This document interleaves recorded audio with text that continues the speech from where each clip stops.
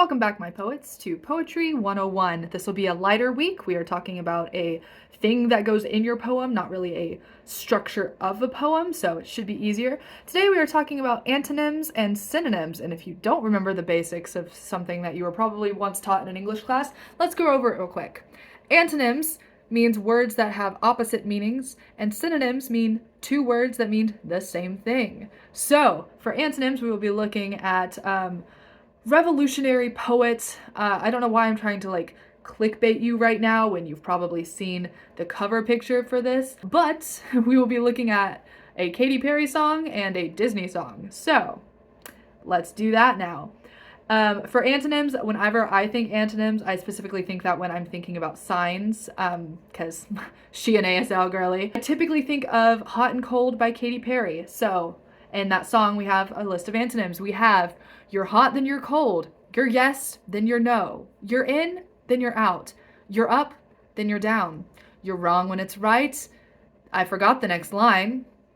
We kiss and make up. We fight, we break up. And that's the song as far as I remember it.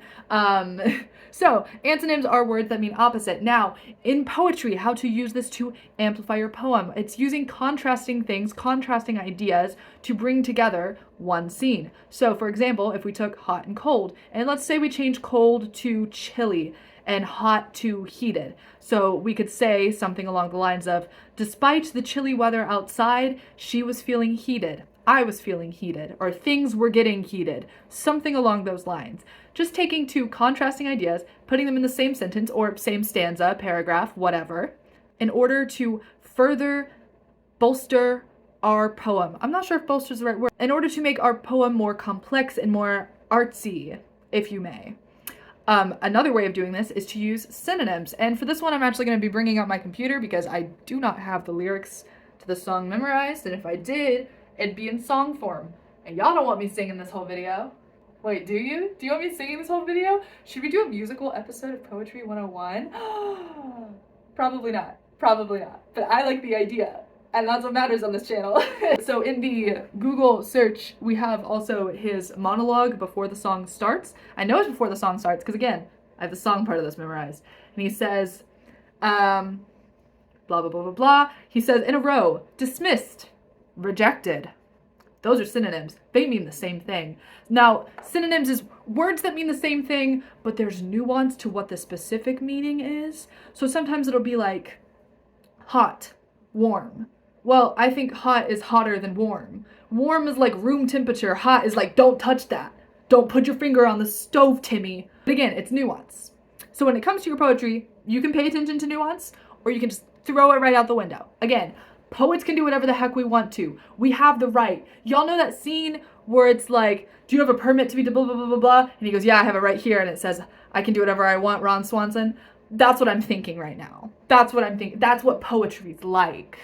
Eventually, I'm just going to make a Poetry 101 out of context video. Just all of the times I've gone crazy. So we have later in the first stanza of the actual song part, LeFou sings, everyone's odd and inspired by you. So again, odd, inspired. They're on the same track, not exactly the same, but they count as synonyms in this case. So odd is more of like the wow, and inspired is more the wow, call to action because of how cool you are. I want to be like you, and I'm going to take steps to do it. That's my understanding. Again, poetry, you can make things up. Let me Google the word paragon real quick. LeFou goes on to say, perfect, a pure paragon. Paragon is a word that means perfect. Top specimen, perfect. Paragon. Again, LeFou only has 3 ideas of what Gaston is, and he's just going to pull out his thesaurus. Perfect, pure paragon. And he says, as a specimen, yes, I'm intimidating, which is another way of saying, I'm a paragon. I'm pretty much perfect. To have Gaston's self-confidence, imagine. He goes on to say, no one fights like Gaston, douses lights like Gaston.